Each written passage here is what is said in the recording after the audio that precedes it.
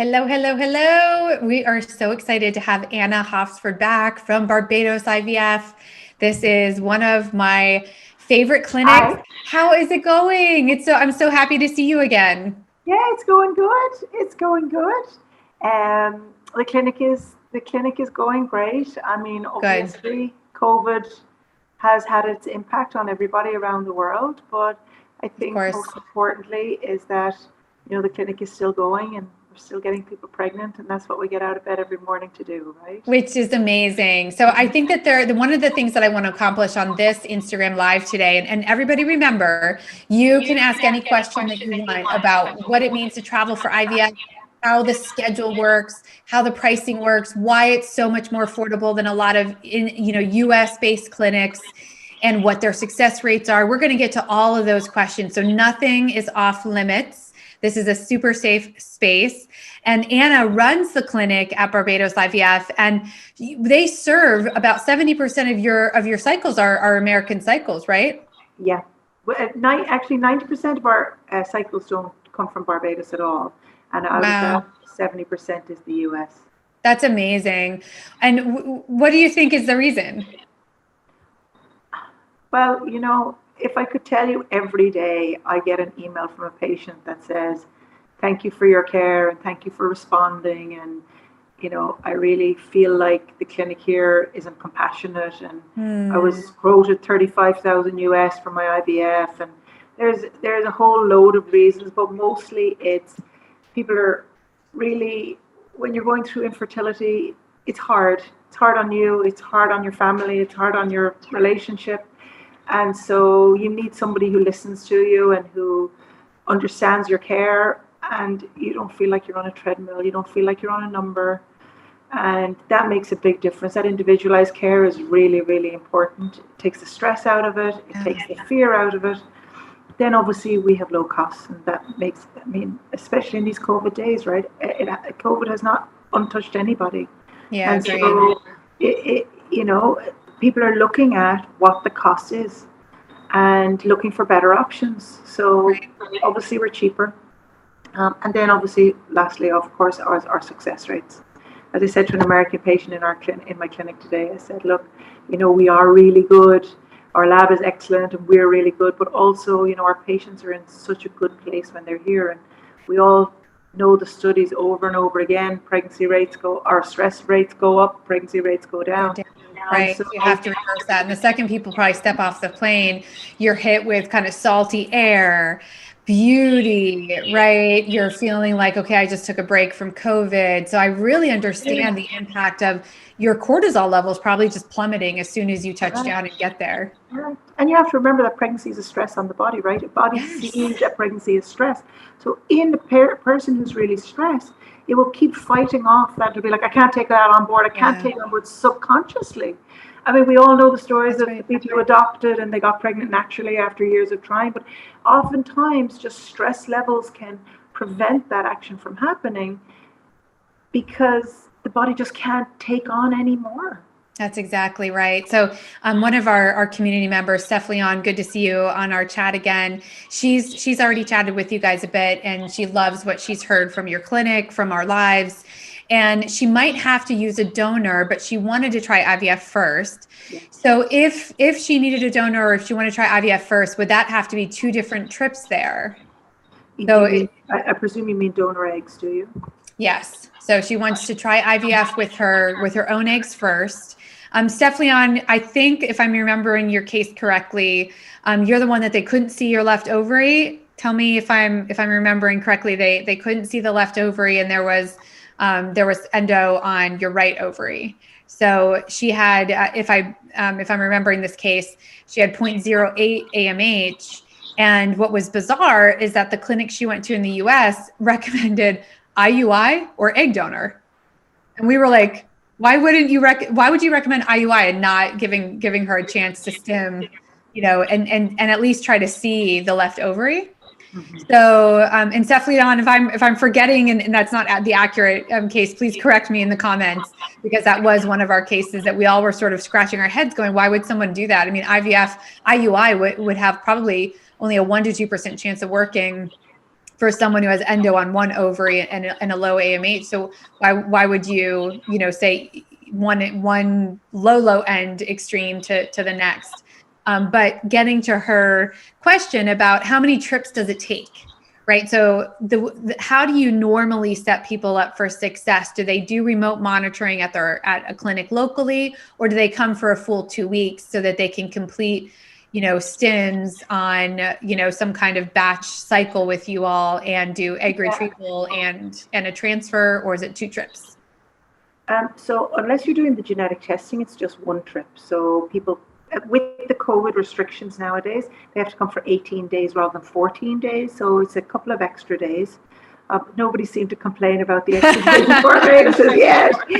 So I think that's been pretty good. In fact, people have said the days in quarantine allowed them just to really get to that baseline relaxed level even before they started with their scans. So it's actually working out pretty well for people.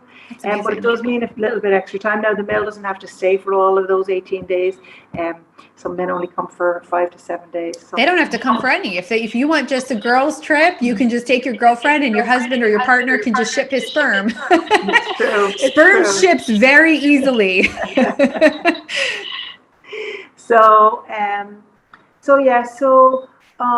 But there is 1 trip for about 18 days, and that is where you get all your monitoring done, your egg collection, your embryo transfer. With obviously everybody's case is individual, with an extremely low AMH of 0.08, if you are remembering rightly, the success rates are so low that it would, not that she couldn't try with her own eggs, but the problem is once you start the stimulating medications, you're out of sync with the hormones we need to give you for the donor egg cycle. So you'd have to skip a cycle, right, to sort of go back to baseline and then get ready to do a frozen embryo transfer. Yes, so a lot of people, because of the digital nomads, I guess, or the ability to work at home now again because of the COVID, a lot of people are coming for 3 months. They're doing a fresh cycle, they're staying and they're doing another fresh cycle, or they're staying and doing their frozen transfer, or they're staying to do a donor egg cycle. So that's really all, I mean, there's, it's all possible, right? Yeah, there's so many options now. I mean, COVID really has opened other opportunities that people now are working from home, and now they can work anywhere. So they're choosing to come here, stay for 3 to 4 months, do their fertility treatment all while they're here. That makes sense. Okay, I understand that completely. That especially if you're in that space where you're not certain of the path forward, right? But she should probably do a full medical consultation with you all, so that if there's other testing she could do in the meantime, so she knows for certain, is the egg donor path really the most economically advantageous path forward versus trying IVF first. But if she's there for 3 months, if she does have the type of profession where she could be there for 3 months, then she kind of has all her options at her disposal, probably still for less than the cost of one IVF in the US. Correct. Exactly. Okay.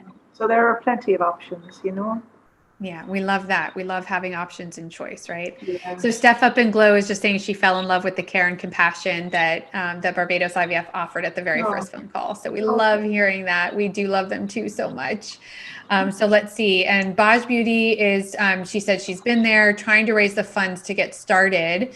Do you, we have a financing plan, Baj Beauty, that we're working on, so we can fund not only your IVF at Barbados IVF, but also your travel expenses. So, even for those who have low credit scores, as long as your debt to income ratio isn't terribly high, even if you have a low credit score for whatever the reason, we can still help you access a $10,000 credit line so that you can do your IVF cycle. And talk to me, Anna, about these prices, because they are so good. People are often super shocked, right? So if somebody was quoted $50,000 egg donor cycle in the US, what would an egg donor cycle cost in Barbados? Well, we have two routes that people can take for egg donation. One is where you are allocated a donor for yourself. So it's what we call a one-on-one. And that cost of that is $8,500 US. 8,500. Did everybody hear that? And that does not $8,500 for include- a private donor for one-on-one, not Correct. shared cycle with anyone else. Correct. Then we do have the shared cycle, which is 4,750, and you get half the eggs. Which We is also just nuts. Then we also have the egg freezing cycles. So girls that have donated to us that we have frozen eggs in the bank, we're seeing really good success rates. I mean, everyone around the world now is seeing Everyone great is, success yeah, rates of course. with egg freezing. And then you take a minimum of 6 eggs. I think that's for 4,500. And then after that, I think you pay 500 per egg. But look, we've seen the cost. I mean, we have a patient that brought eggs down from the US, and for 6 frozen eggs, they charged like $18,000. It was eye-opening.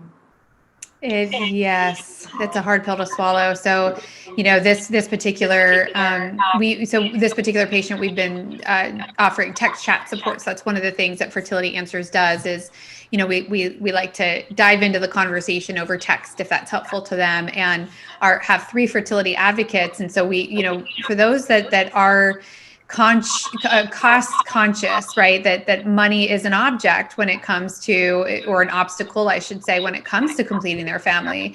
Knowing that Barbados is a super viable option, that traveling for IVF is very normal if you're outside the US. And in Europe, everybody travels for all kinds of medical conditions. And it's something that has taken a little bit longer for us to educate the market on and try to get people to wrap their heads around. They deserve a vacation. Yeah. Right? Americans are not known for accepting holidays. I know. And it's about, as I said to you, infertility is so difficult. It's time to be kind to yourself, really, more than anything. Get good treatment, feel like you're getting a place that you can also have a holiday, because a lot of people burn up their holidays in the US going through IVF treatment there. They're not getting a break. Your holidays there are so limited that it's hard to do both in America, and this way you can combine those two things. Yeah, it's amazing. Regine is asking, how soon would her husband and she have to come to try IVF? She has a history of fibroids, and her husband has low motility and speed, it looks like, which would be motility. So I'm thinking, Regine, do you mean that a low sperm count plus not good swimmers? Because in that case, if he doesn't have incredible sperm parameters, would you do ICSI like they do all over the US? Correct. Okay, so as long as it's twitching, as long as it's a live sperm, you can pick one and do ICSI. Yeah, and that's okay. I mean, look, 80% of our cases are ICSI, right? So if there is a male factor, which is so common, and men take. It's easier for women to have blocked tubes almost psychologically than men to have a male factor. We can kind of separate it. All our lives we're getting periods and we're doing pap smears, and it's part of who we are as women. Men, their sexuality and their virility is very closely linked, and so it is difficult when men have low sperm counts or low motility or morphology, but they have to remember it's really, really common. And, it's also part of lifestyle stress, sitting in a hot chair all day, all laptops on the lap. Laptops, mobile phones, all those things are contributing to sperm counts dropping, or a bad diet, obesity, the usuals, right? Right. We all know what they are. So, I think, with a male factor and with fibroids, well, obviously we'd have to assess the fibroids, what sizes, their location, because what you don't want to do is get somebody pregnant and then obviously fibroid grows and they have a miscarriage, and an early pregnancy loss at 22 weeks is just horrific, right? So, and we just have to evaluate the fibroids. The male factor we can get over really easily. We just do the ICSI where we inject the sperm into the egg. The time of the egg collection, they would need to be here. She says they're already removed, I think, from her message. Oh, okay. Okay, so if they're already removed, Ready. It's better. They're perfect. So if they're already removed, I would encourage you to, whether you do it with us or wherever you choose, to do it sooner rather than later, because you yourself would know that fibroids grow back. Yes. And what you don't want to do is have a surgery, try and for a year or two to get pregnant naturally, especially if there's a male factor. And then guess what? When you do go to do IVF, your fibroids have grown back. So definitely it's time to kind of move forward. And they have a 12-year-old. I'm thinking family vacation. It sounds so fun. Maybe I'll time my 7-year-old and I coming and we'll chaperone you guys there. And the kids can play together in the meantime. So we have Pro Chef is lesbian married couple looking to do co-IVF.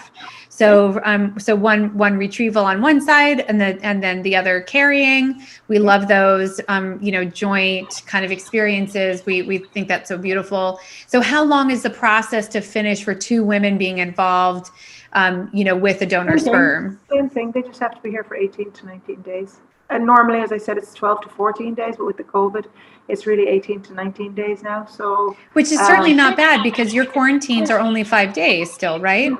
Exactly, 5 days.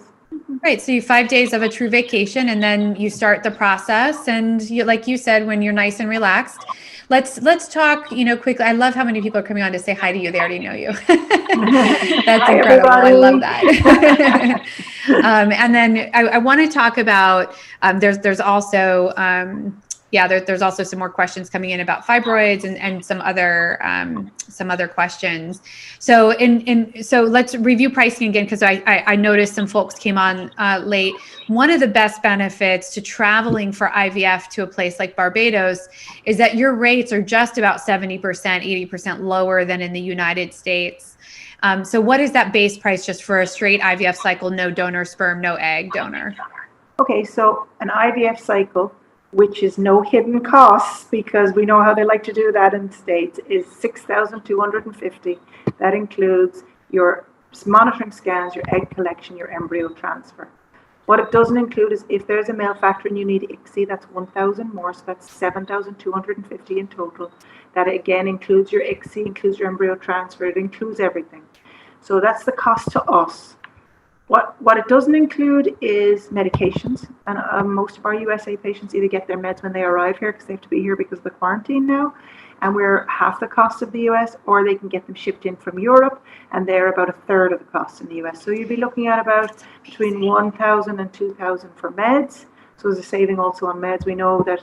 I mean, I see some quotes. No, they're about 5,000. Yeah, they are about. I was going to say 4,000 to 6,000, and then obviously there's the travel, and we have places close by us that people stay in that are 50 to 80 US a night, and people who stay in places that are 1,000 US a night. It all depends on your budget and what you want. And some people get Airbnbs. Airbnbs are huge now around our area, and it's lovely self-catering apartments, and so it's definitely doable.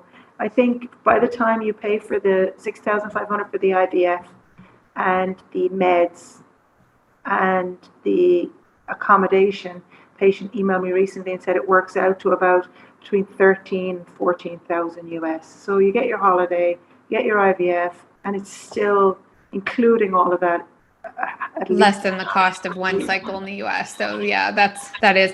I think that's one of the things people don't understand is they hear the medications come from Europe. It's the same manufacturers. I know. As in the US. The only thing is the FDA makes your medications 5 times more expensive.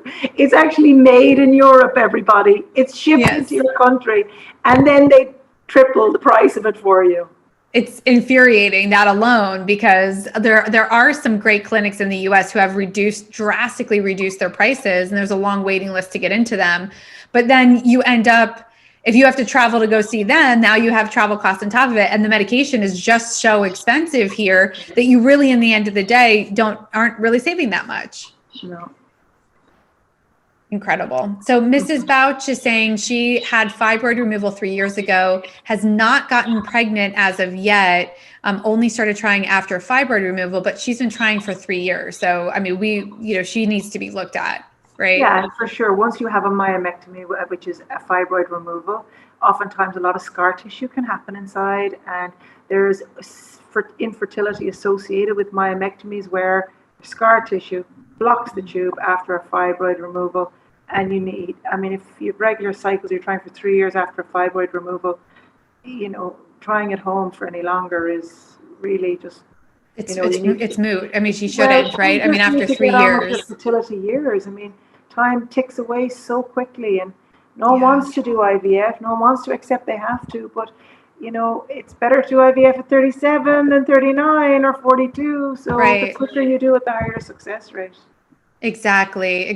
And yes, Keisha, it is in US dollars. So we're quoting you prices in US dollars. And just to reiterate, for those who do need to embark on egg donor, the base price for a non-shared cycle when it's a private one-on-one is $8,400.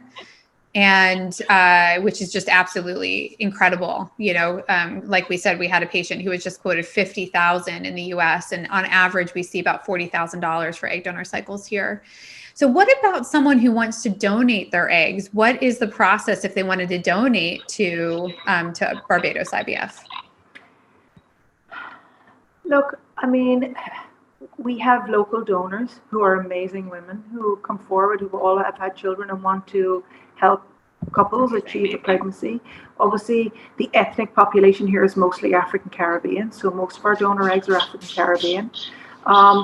For us to fly a donor here from the US, put them up for 2 weeks, give them their meds and everything is, what we give to our donors is not comparable to what they get in the US. We just simply can't afford those numbers. So, right, because the cost of putting them up would be too much. So we can certainly, if you're in the US, I guess that would be the first thing. She might be in Barbados, we don't know.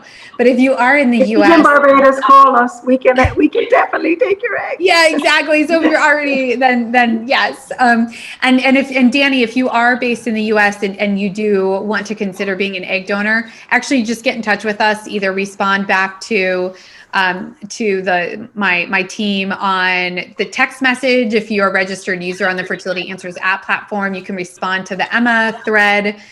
We actually have a fabulous team who does free tech support, and they can help connect you to the egg donor agencies plus frozen egg donor sites that we work with.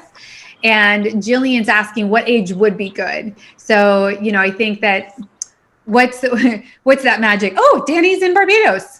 Fabulous. Oh, call us, Danny. Call the clinic, Danny. Yeah, call the clinic, Danny. That's amazing. Okay, fabulous. Jilly Dan, this is a great question to ask, is like what age would be good, right? Because there's what we don't like seeing is people wait so long that then they have something like fibroids or another condition plus age-related infertility. Well, here's what I would say to somebody who asks what age is good. If you're seeking fertility treatment, now is a good age, because you can't turn back the clock. You can't be 33 and 34 and do IVF. And whatever age you are after this point in time, your success rates only decrease. So if you've been trying and you know you need fertility help, then the best age is now, because you can't. That's why I love having you on the show. It's the way you answer things with such so clear, so much empathy. And you're right. If it's taken three years, now there's if you have the question mark. Correct. Putting it off a year or two. The only thing that happens is the medication costs can go up because you need more for your ovaries, and your success rate goes down. So if you're on this forum and you're watching and you're asking what age is good, it means you have infertility, then really now pick up the phone, because it doesn't get any better than today. It's amazing. Yeah, that's right. I love your answers. Mrs. Giorgio is asking, do you have an embryo adoption or embryo donation program at the clinic? We do. Great question. We do. Fabulous. Okay. Love that. And I actually have, sometimes it's hard in the US to access embryo donation because a lot of the organizations are very Christian based. And so we have a lot of lesbian couples who say, I don't qualify, or that's an organization that has ties to being kind of anti-LGBTQA. And so it's hard sometimes to access donated embryos or adopted embryos. Okay. And then Keisha's asking, she's from Trinidad.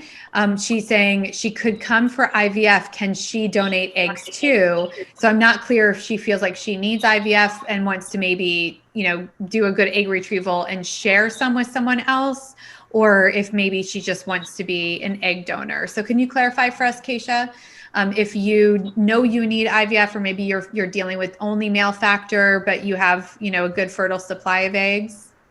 Well, obviously we'd love to treat her, but unfortunately the Trinidad borders are still closed. So we have so many lovely Trinidadian women and couples who need care, and they can't get out of Trinidad for good quality care. It's really, really heartbreaking.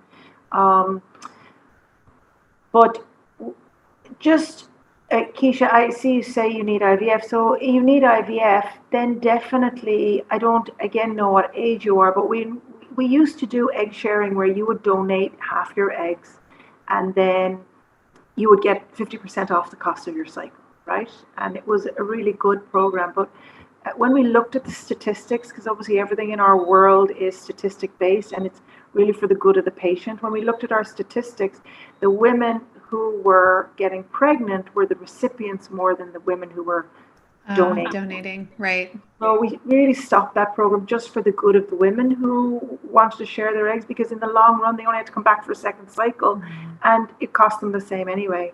I see that she says she's 40. And so unfortunately, we don't take donor eggs from anybody over 34. So I'm sorry, but thank you for your kind offer. I know it's super generous of you, Keisha, and my son is donor conceived. So I have a lot of love in my heart for people who are willing to donate eggs, sperm, or embryos. That's amazing. But let's support you, Keisha, for you accessing IVF when the borders do open. How's the vaccine rollout going in Barbados and places like Trinidad too? Well, I can't speak really for Trinidad, but in Barbados it's going good. We have our our first load of vaccines arrived, and they're being administered to all the frontline workers and the over 70s. So we're a small population, 250,000. So we're hoping that if we can get all the vaccines here pretty quickly, we'll, get everybody vaccinated again. It's really, you could do that in a month. Well, if we could get them, we would. If you could get enough supply, that's the issue. So yeah, we have 100,000 doses, so enough to vaccinate 50,000, with more coming. But at least that'll get the frontline workers and the essential workers and the police and the defense force and everybody who's out on the streets helping with that. Amazing. So can we talk for a minute? We have so many people still on the line and not new questions coming in, but can we talk for a minute about those success rates? What percentage of people do only need one cycle? Or, do going into it that you'd rather have, one egg retrieval and 2 frozen embryo transfers for instance? How do you kind of evaluate that? And what are those success rates for an initial IVF? Well, look, again, what I said about the time is now, it's all age related. So the under 35-year-olds have a 70% success rate with us. The recipients who are using donor eggs have a 72% success rate with us. And the women 36 to 39 have got a 48% success rate. And then the women 40 to 42 have got a 25% success rate. And 43 plus is, it's between 2 and 5%. And that's just the reality. I mean, our success rates are really, really good. And so you have to benchmark what are your clinical indicators, and our under 35s and our donor egg recipients are really your indicators as, is your program working well? Are you doing the right treatments? Is your lab working? Is your quality control, everything? And once you're hitting those parameters all the time, you know that anything from 37 to 44 is really just a little bit of, it was a 50-50 chance, or it was a 75% chance. And so you just have to always do the quality control. And, we have an excellent lab director and we have an excellent medical director. And, we spend a lot of time looking at that, and we do pre-cycle reviews and, what is this woman on? Why, is she with us? Looking at her history before anybody touches down in Barbados. Sure. Everybody goes through their individual case, lab, doctor, nurses, front desk staff, everybody, so we all know them. And then afterwards, we do a post-cycle review. What did we do? Did we expect her to get pregnant? Did she get pregnant? Can we learn anything from it? Did she not get pregnant? What can we do differently? So everybody gets an individual assessment all the time, before and after every cycle. That's very important. So we do have someone kind of about this age related issue with a very cute handle on her Instagram account. But she is 45. So do you automatically approach someone who's 45 with the counsel and the conversation about considering an egg donor, or does it depend on her no, AMH level and IVF might work for her? The first thing we'll do is we'll do an AMH level, because we have a 46-year-old pregnant with her own eggs. It's just that the odds are against you. It's not that you can't get pregnant, but it depends on your ovarian reserve. So a woman of 45 with an AMH of 0.02 is for donor eggs, and women of 44 with an AMH of 1.2, well, it's worth trying a cycle with her own eggs in case she gets the lucky egg, as long as she knows the success rates are low. Would you, in those scenarios, do you recommend genetic testing of the embryos? Again, it depends on the individual person. But yeah, I mean, look, the reality of the situation is that if you grow them to the blastocyst stage and they make it, you're kind of self-selecting a lot of them anyway. And yes, they can have abnormalities, but it's doing a fresh transfer is still very valuable for women who the pre-genetic testing, if it was normal, she'd get pregnant, and if it isn't, she's not going to get pregnant, rather than putting her through 2 trips and all the trauma and so on and so forth of the genetic testing. Genetic testing is great for people who have a pool of embryos to choose from. Another question I have kind of about that, if someone was choosing the egg donor path through your clinic, really they don't have to be there for 18 days, do they, if they're just doing a frozen embryo transfer? No, for a frozen embryo transfer, they only have to be here 7 days. It used to be 2 days, but with the quarantine, it's now 7 days. Well, who only wants to be in Barbados for only 2 days anyway? Well, oftentimes if they're coming back for the sibling, they just fly in, have the transfer, fly back home to their family. It's amazing. Oh my gosh, that's really incredible. So we have another user who's already been through a lot. She was told that her left tube was blocked when she had an HSG. And first of all, let me just give a shout out to Beautiful Brown Eyes that you typed out correctly. HSG. I'm so impressed when people actually still remember how to spell it. That's amazing. So she did that in April of 2020, so a month into the pandemic, and due to distal obstruction, and then got pregnant in June of last year. She said that she implanted low, I guess, in her uterus, and it resulted in a miscarriage, which is so heartbreaking. She also said that it's been hard since her DNC. The baby didn't have a heartbeat. She thinks it was related to metoprolol. I'm not sure what that is, metoprolol. And I think the question is, she's been having a hard time since the DNC. So what would be next? Would an IVF cycle be next if she had, one miscarriage, or would she try on her own again?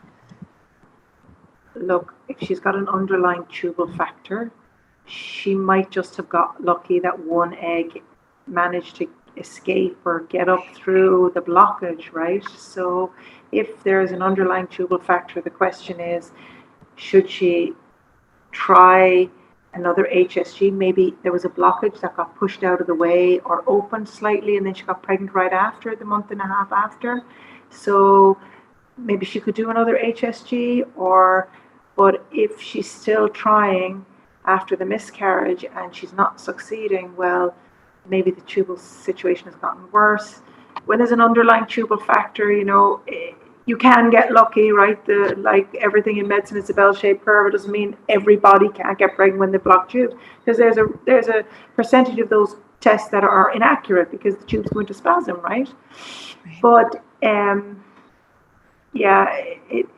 if she's been trying actively since then, maybe she needs to try again. Or it's almost not, I think that if a situation like Barbados exists where it removes cost as the barrier, in her case, because she's had a tubal factor plus a miscarriage, it seems even putting yourself through another HSG, which isn't the most comfortable, nor is it the most uncomfortable testing that we have to get done, that it's probably a safer option to go through IVF, because her risk of an ectopic goes down, right, if she has a tubal issue.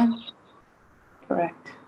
So that's worth it alone to consider. It's just, reducing the risks of pregnancy complications. Yeah, absolutely. So Jilly Dan here, Hair Creation, is asking, what about in the 20s? we love IVF in the 20s. There's good success rates. They're the best success rates. But Julie, we don't really statistically analyze the 20 to 30-year-olds because you kind of all fall into the under 35-year-olds because your success rates are just really good. So good. So well done. Be in your 20s. Come to us. We'll get you pregnant. Yeah, exactly. Oh my gosh, absolutely. Holly's and asking. Don't wait until you're 37. Don't wait. Don't wait. Yes. Like if you're in a position right now where, you've already been trying and you're in that age demographic, like don't wait because you're going to, we love to see fewer cycles required, shorter time to success. Our hearts break just as, in the same vein that their hearts are breaking, right? When we see people having tried for 3 years, 4 years, 5 years, and they haven't tried IVF yet. And so much of it is the perceived cost as a barrier because they hear the horror stories. They're on the message boards, they're on the Facebook groups, and they see people's price sheets, right, that are shared in Facebook groups.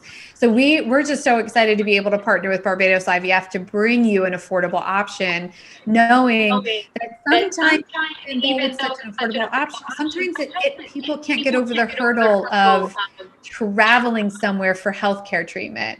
So do you see kind of a consistency of like there's an adventuresome type spirit of people who end up coming to the clinic? Yeah, I mean, look, it's so much. They did a study in Australia that showed that 60% of couples or women chose their IVF center based on geographical location. Whatever was closest to their work or their house, they chose to do their IVF there. Not on cost, not on success rates, not on how nice you are, but simply where it's located. So there's many millions of couples in America that will never look outside the box. Right. And they're the ones that are probably not on this chat tonight because, it takes somebody to either hear about it or know somebody that has done it. A lot of word of mouth, a lot of when we send patients back pregnant, they talk about it. But it takes a long time to infiltrate 350 million people, right? It does. So, and we see people and they're like, I wish I had known about this earlier. I wish I had known about it earlier. But, as I say to them, look, you're here now, and that's the most important thing. But it definitely is a mindset of people who are looking. I mean, we compete against Mexico, Costa Rica, Spain, Czechoslovakia, Greece, if a person's looking outside the US, they're going to look at a lot of different countries. Right. That's a really good point. If you have a current passport, you probably fall into the category of someone who's willing to travel outside the US to access treatment. And, I think that that's important. If you don't have a passport yet, get one so that it is an option. And I know because of the pandemic, there has been a delay in issuing passports over the last year. Yeah. So that's something for everyone to consider. Holly's asking, what is the cost for your embryo program? And do you call it embryo donation at your clinic or is it an embryo adoption? Because state by state, it varies here. We call it embryo donation. And I believe the donor recipient coordinator would be best to answer this, but I believe the embryo adoption is $4,000 US. Okay. For an embryo donation program. Well, that's incredible because it's just a frozen embryo transfer, really, Holly. It's a frozen embryo transfer because the embryo is already there. So theoretically, she could show up for the 7-day cycle. It's only 7 days. Her uterus, do a transfer, and get to go home. Yeah. Yeah, and she also said hi, Anna, so I think she already knows you. Keisha is just saying her last her husband. She and her husband want to have one more. They have a bunch of kids and a bunch from U.S. Andrews being 5. Her last child is 7, and they want one more, but she is having trouble because she's 40. So yeah, I mean that could be a great fit once Trinidad reopens. Just check her AMH and see what that is. And Beautiful Brown Eyes is saying, yes, they think she has tubal spasms. Yeah. So that would make her a very good candidate for IVF. Yeah.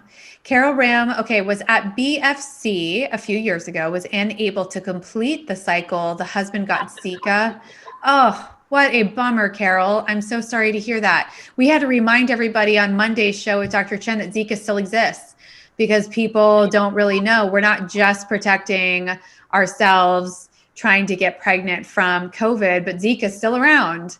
And they haven't been able to come back, because of the pandemic. The next step plan was donor egg.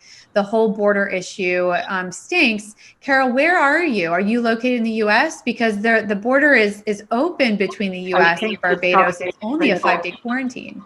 I think it's probably in Trinidad if her border. Okay. So let us know, Carol. So sorry to hear that. But in the meantime, if it's in Trinidad, couldn't they still ship his sperm and pick an egg donor and make the embryos and have them frozen, ready to go? So when a 7-day window opens up for them to get there, they could do the transfer? Yeah, of course. Okay.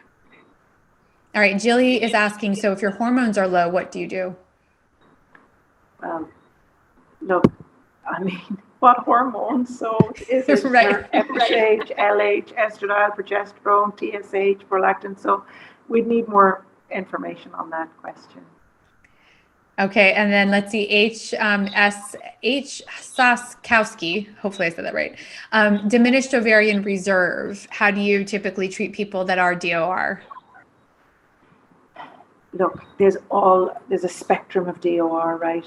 Is diminished ovarian reserve, is this the lady who's in her 20s with diminished ovarian reserve? And if so, is it quality over quantity? And so we say to people who come to us, if they're 28, 33, 35, and they have a low AMH, it's still worth a try with your own eggs. We put them on good supplements for egg quality support. And it can still be worth a try depending on what that AMH level is, because 1 or 2 embryos under 35 is worth maybe 5 or 6 over 40, right? So it really depends on the age when you are talking about diminished ovarian reserve and how diminished the ovarian reserve is. Is it just low for her age group? Like for 25, it should be should be around 4, and if it's just 1.2, well, she's got diminished ovarian reserve, but she should still try. But if it's 0.02 and her FSH is very high and she's clearly menopausal, well then, it's a whole different story. Diminished ovarian reserve, unfortunately, is a big spectrum, and it's also age related. I do love how you just said that, though, that if you are under the age of 35 and you have 1 or 2 embryos, it's equivalent to somebody over 35 with 4 to 5 embryos. So don't get distraught if you only have 1 or 2, because the younger you are, the better the quality. Correct. Okay, that's great. I love it. See, you always answer with the clearest way for us to understand. I love it. So you have a couple of fans in the audience. I just want to say hi to you, Sarah and Doll Parade. They're both saying BFC is amazing. So Sarah lives in Barbados, and her first transfer was successful and currently preparing for her second. That's so exciting, Sarah.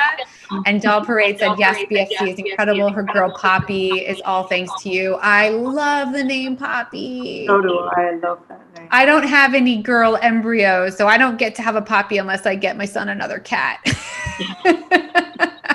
I only have boy embryos left. Okay, let's see. So MZ Mel has a question. She, if one had blocked twos, would IVF work? So that's one of the best indications for IVF.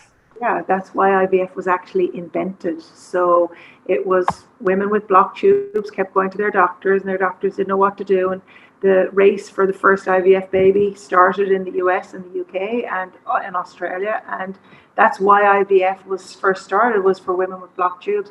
Only subsequently, it's for male factor and endometriosis and polycystic ovaries and all those other things. But blocked tubes is the best, is the reason IVF was started. And it is what you need. If your tubes are blocked, don't spend money and time and energy on trying to unblock your tubes. Imagine the finest bit of tissue paper, finest bit of silk tissue paper. That's what your tubes are like. And once they're blocked or stuck together or damaged in any way, it's almost impossible to pry them apart. Of course it can happen, but statistically, again, when you look at the success rate of a tubal reconstruction surgery working versus IVF working, you're better going with IVF over and over and over again. 100%. We try to talk a lot, Anna, about the high risk of ectopic pregnancies. I mean, you can die, and it's just not worth the risk. And I think that's when cost becomes a factor in the US, when people are willing to take the risk of having an ectopic rather than paying for an IVF cycle because it's just so expensive. And that is really, really traumatizing, you know, when people find out that they have an ectopic and then, you know, the life-saving event. Absolutely. Okay, Carol did confirm she is in Trinidad. So Carol, we're gonna fingers crossed for very fast vaccine rollout in Trinidad and in Barbados so that you can get there. But certainly consider at least making that next step of like shipping the sperm. We're desperately waiting for all our Trinidadian patients to come to us. Our hearts are breaking for them, but don't give up, guys. You'll get here. You'll get here.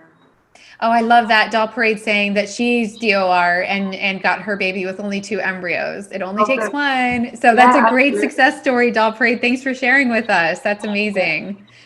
Okay, Top Stat is asking a great question about endo.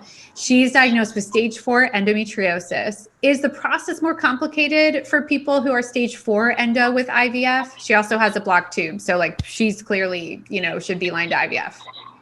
Look, with stage 4 endo, IVF is the answer. Obviously, you'd need to see are her ovaries badly affected. But, you know, there's medication that you can put a patient on coming into an IVF cycle that helps suppress the endometriosis so that when they're going through IVF, it's not that there's a higher risk of anything going wrong or anything with endometriosis. It just depends how badly damaged the uterus and the ovaries are and whether or not that affects her success rates. So got it, because endo can be in the way. Yeah, it can all be managed with medication and downregulation and suppression. It's just then about, are the ovaries badly compromised from the endometriosis? Great.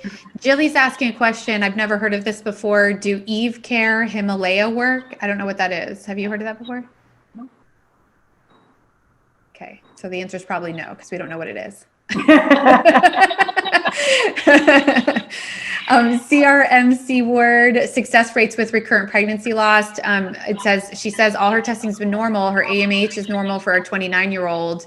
I think clarify CRMC before Anna even answers that question. What I'd like to ask you is clarify recurrent loss. So a lot of patients kind of self-diagnose recurrent pregnancy loss with multiple chemical pregnancy losses. Are they true kind of miscarriage losses? And I'm not saying that to diminish the loss at all. I had 5 chemical pregnancy losses and they were as devastating as anything I could have even imagined. I'm just asking that because of the type of workup that she would get in the US if she had pregnancy losses after week 9. Well, yes, Alice, you're exactly right. But interestingly, you know, we very strongly believe at Barbados Fertility Centre of the immune component with IVF. And you'll often find women, they'll have a miscarriage at 9 or 8 weeks, then it'll be at 6 weeks, then it'll be a beta rises and then stops, and then it'll just be a flicker. And what happens is the body is fighting against the pregnancy all the way. And you'll find that she's getting the loss earlier and earlier and earlier. And it is often an immune component. And look, some clinics don't believe in the immune component of pregnancy or IVF, but let's just take a minute to appreciate the miracle of life. Is called a miracle of life because it is the only time the immune system that you have in your body turns a blind eye to something trying to invade it. It's foreign. Right, exactly. Yeah, and that I completely agree with you. And so, you know, on the surface of the egg is express the white cells of the male. That's why it doesn't matter if the egg is from you or from a donor. So therefore, what happens is it's trying to implant, and this is the time the body turns a blind eye to something invading and says, no, go ahead, you can do that. It is simply the only time the immune system does that. And so therefore, like everything in medicine, the bell-shaped curve, most people's immune system allows that to happen. But some people don't, and they fight against it all the time. And so you do find women with miscarriages, and recurrent miscarriage is an immune issue. And we do natural killer cell testing, and we do cytokine testing, and we do antibody testing. And any patient that shows up positive for these, then we will combine their IVF with these medications, and we see tremendous success rates. The problem with immune testing is that And this is why clinics around the world say, well, we don't believe in it because it's not medically, scientifically evidence-based medicine, is because, so I have 100 women who want a baby. They all have infertility. And I say, do you want to sign up for a placebo that means that you will miscarry again? Or do you want to take the medication that probably you won't miscarry? Now, I don't know any women with infertility that's going to sign up for the placebo, right? So 100%. It's impossible to do a study, a prospective study. So it has to be retrospective. Correct. So we see it all the time in our clinic where it works over and over again for women who have recurrent miscarriages. And we do this immune testing and add on these meds. And so question then about the testing flow and everything. Are those tests that you can look at somebody's chart and say, okay, we did your medical consult. I want you to go get those tests done in the US. They're accessible here. And then they give you the results so that they don't have to go and then wait for the results, and have to be there for a month. So all our patients do all their testing overseas, and they do it at home, send it to the specialized immunological lab that we use. And then we read their test and tell them what meds they need for their cycle. Oh, that's great. So it's just like a blood spot at home? No, they do. When I mean at home, sorry, I mean in the US. They have to go to the lab. Okay, we have so much at-home testing now in the US. That's right. Oh, it's a blood spot. Okay. Thank you for clarifying. So that's really exciting. We actually have a patient, Rocky, that I would want to at least start with a second opinion with you all, kind of because she's been tossed around a lot by different doctors, giving her very different pieces of information about the immunological, perspective. And yet, we have a PhD in genetics on our team who's like, the immune system is completely involved in getting to a live birth, and it's why, even during my first trimester, he's like, your immune system is so suppressed. If it is working, if you are pregnant, and I remember having like horrible postnasal drip. I had a horrible ear, nose, and throat cold for all the first trimester. So hopefully that's helpful. CRMC ward. Lexi's asking success rates of IVF for someone with PCOS. Oh, so polycystic ovaries is for us quite an easy diagnosis for women to get pregnant because they produce lots of eggs. They give us lots of eggs. We put them in our lab and we give them back nice embryos. So, that's definitely not a factor in which you should not consider moving to IVF. I mean, polycystic ovaries means lots of eggs, and that's good. So don't let that put you off. That's a very good reason for doing IVF. And it goes back to age. Polycystic ovaries at 24, polycystic ovaries at 34, polycystic ovaries at 44. It's still about your age. So, yeah, really good point. And CRMC word was just clarifying. She's had 4 losses. The 2 miscarriages both ended at 6 weeks. She also had a blighted ovum. Okay.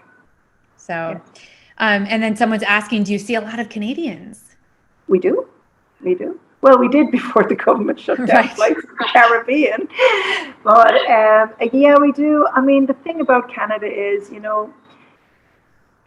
it's a socialist medical system up there. So people sit on waiting lists and for 8 months at a time sometimes.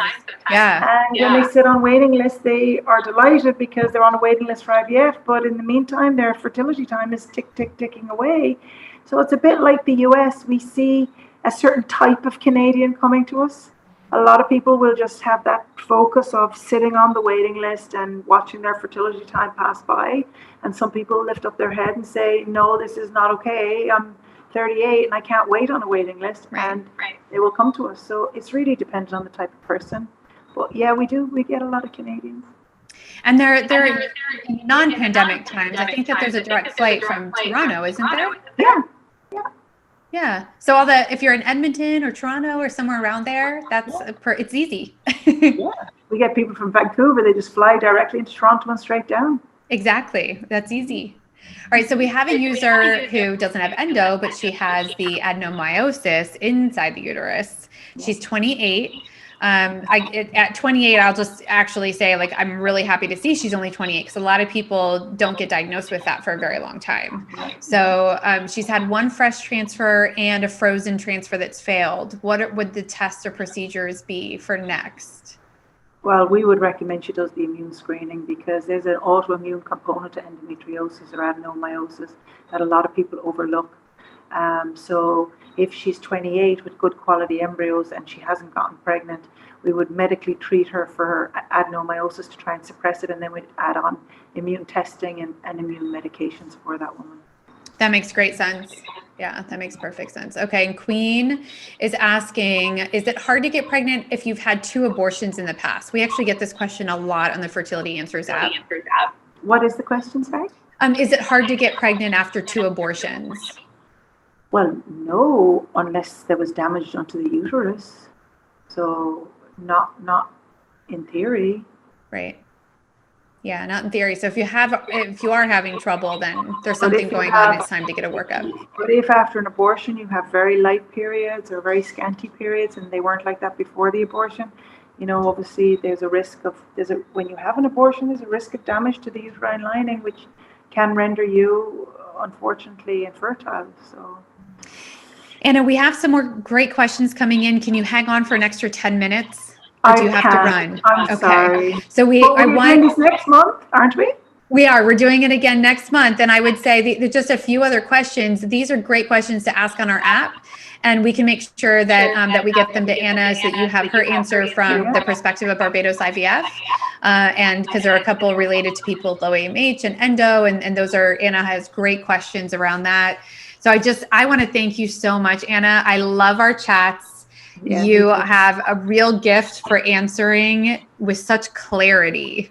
So we definitely are going to do these on a monthly basis with Anna. So keep checking our Instagram calendar, everyone. And you can always ask these same questions and more in the Fertility Answers app and have access to 408 board certified professionals that are available for free for you. And if you want one-on-one support, when we send you a text message, it's a real human. So respond to that real human and they will match you to a clinic like Barbados. They will talk to you about what you need and really help you with a personalized treatment approach. Okay. Anna, have a great night. Thank you. And we'll see you again. Bye, Alice. See you.